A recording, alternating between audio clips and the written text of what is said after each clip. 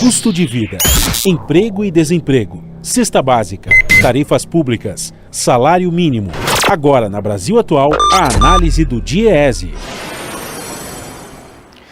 E nós vamos conversar agora com o diretor técnico do DIEESE, Fausto Augusto Júnior. Bom dia, Fausto. Bom dia, Glauco. Bom dia a todos. Fausto, dados da Pesquisa Nacional por Amostra de Domicílios Contínua, a PNAD contínua do IBGE, que foi divulgada no dia 28 de janeiro, foram compilados pela plataforma Gênero e Número, mostrando que o trabalho doméstico é o segundo setor mais prejudicado pela crise sanitária, com perda de 24,6% de vagas, né? A gente sabe que é uma categoria formada principalmente por mulheres e por mulheres negras, e que ficou ali, na verdade, só com auxílio emergencial. Como você analisa essa situação? Faltaram políticas públicas do governo para essa categoria, Fausto? Na verdade, falta política pública para os trabalhadores domésticos há muito tempo, né? Acho que é uma discussão bastante importante.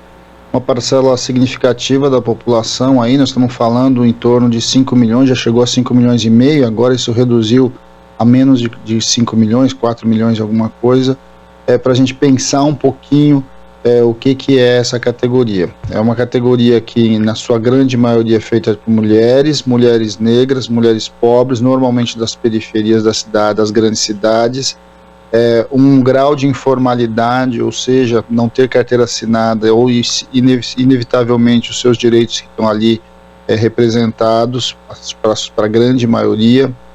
Vamos lembrar que essa função vinculada, ela carrega todas as marcas de um país que construiu seu mercado de trabalho a partir da escravidão.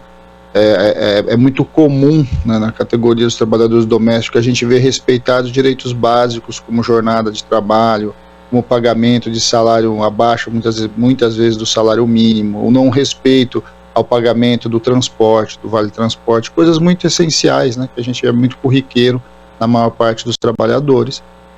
E no caso da pandemia ficou muito claro que foi ali que de certo modo foi atingido, e foi atingido de pontas diferentes, viu, Glauco? Porque, por exemplo, de um lado você viu a perda mesmo dos postos de trabalho, um enxugamento da quantidade de empregos nessa categoria, ou seja, essas pessoas ficaram sem renda, mas de outro lado também a gente viu que também foi nesse setor em que muitas das mulheres foram forçadas a voltar ali a uma normalidade muito prévio a muitas outras áreas e outros setores da economia. De certo modo, o trabalho doméstico, na maioria dos casos, sequer ele parou. Vamos lembrar que lá para março do ano passado, abril, tinha inclusive uma campanha, né, para que você pudesse, feita pelo Sindicato das Domésticas, que você mantivesse a sua empregada doméstica, pagasse o salário dela, e aí de alguma forma ela não precisasse se deslocar, porque vamos lembrar que também normalmente essa empregada doméstica ela está dentro dos transportes públicos, etc. A gente sabe que essa campanha teve baixa adesão, muitos poucos daqueles que mantêm ali a diarista ou a própria empregada doméstica mantiveram o pagamento, normalmente suspenderam o trabalho. Isso é para a gente pensar um pouquinho como é que a gente se coloca aí perante essa questão. É uma questão de governo, mas é certamente uma questão do conjunto da sociedade brasileira em geral. Elas tiveram acesso ao auxílio emergencial, foi uma questão importante para elas, mas agora, desde dezembro, sem o auxílio, certamente as coisas ficaram bastante problemáticas, com mais dificuldade. Por último, Glauco, é bom lembrar que, na verdade, o governo foi na contramão, né, das medidas de melhoria para a categoria. Por quê? Porque até recentemente, até o ano passado, você tinha a possibilidade de abater do seu imposto de renda o registro que você tinha da empregada doméstica. Você tinha uma empregada doméstica na sua casa, você registrava a carteira dela, e a contribuição do INSS que você fazia, você abatia do seu imposto devido, do seu imposto de renda devido. Essa foi uma medida, por exemplo, que o governo Bolsonaro, na verdade, suspendeu. Era um incentivo bastante importante para a formalização das empregadas domésticas, cumprir um papel de ampliar o número de carteira assinada das domésticas, mas que agora não existe mais. Quer dizer, essa pandemia, na verdade, ela trouxe prejuízos para a categoria. Quem não perdeu emprego acabou trabalhando em condições muito ruins. A gente precisa lembrar, né, Fausto, que a primeira vítima no Rio de Janeiro por Covid-19 foi Cleonice Gonçalves, de 63 anos, que era justamente uma trabalhadora doméstica que foi infectada pelos patrões que vieram da Itália. As condições muito ruins e também é muito difícil, né, apesar dos avanços legislativos, esses trabalhadores, essas trabalhadoras terem seus direitos efetivados, ainda mais porque a reforma trabalhista também dificultou o acesso à justiça de uma forma geral e às vezes é difícil comprovar justamente o descumprimento desses direitos ali no âmbito judicial, né, Fausto?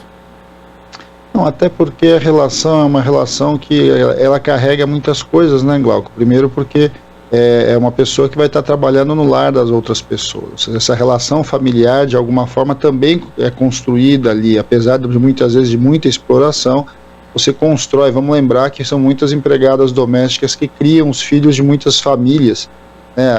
As relações que são estabelecidas, elas transcendem a própria relação trabalhista.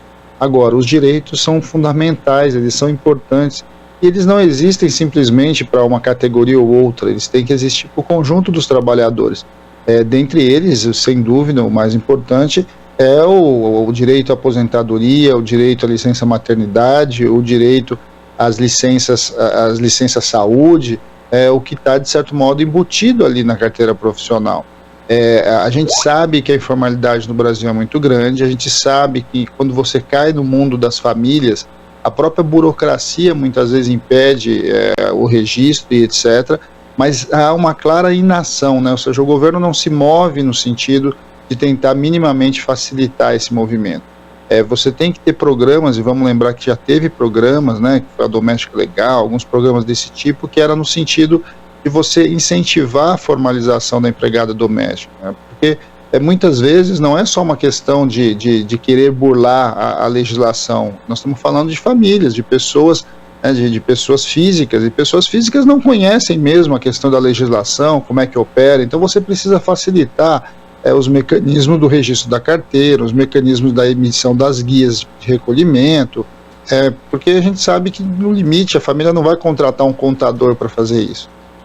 Então todos os movimentos que foram feitos há um tempo atrás eram movimentos de você facilitar, incentivar o conjunto da população a formalizar a empregada doméstica, que é fundamental, e eu digo que um deles foi de fato uma desoneração, foi de fato um desconto do imposto de renda. Isso foi uma medida bastante importante e o atual governo simplesmente resolveu cancelar sobre o argumento do problema fiscal.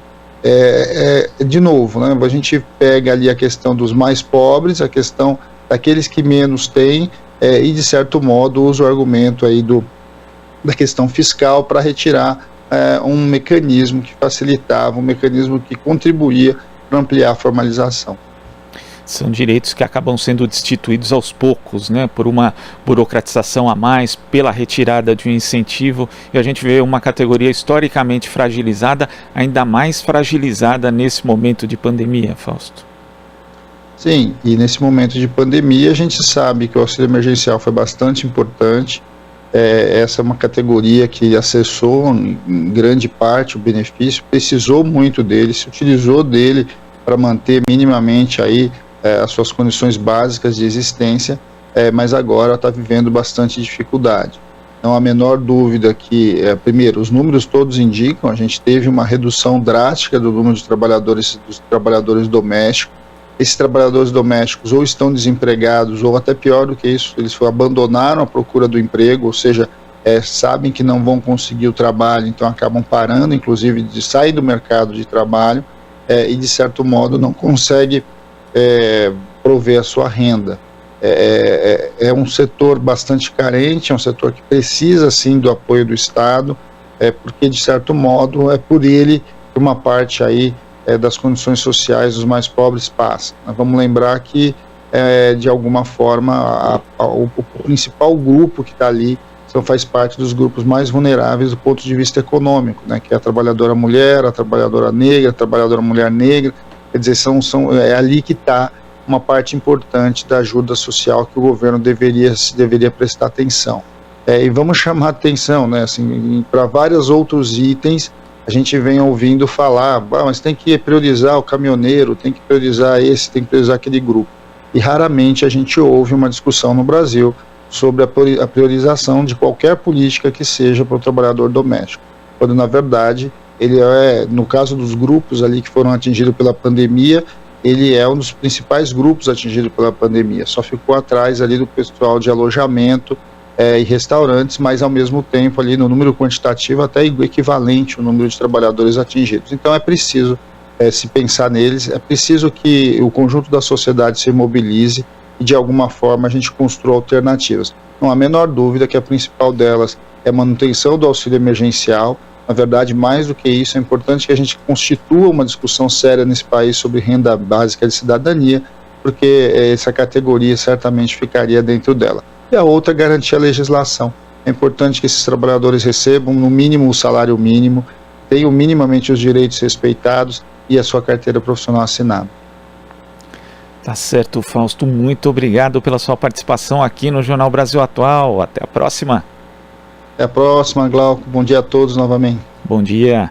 Conversamos aqui com o diretor técnico do DIEESE, Fausto Augusto Júnior.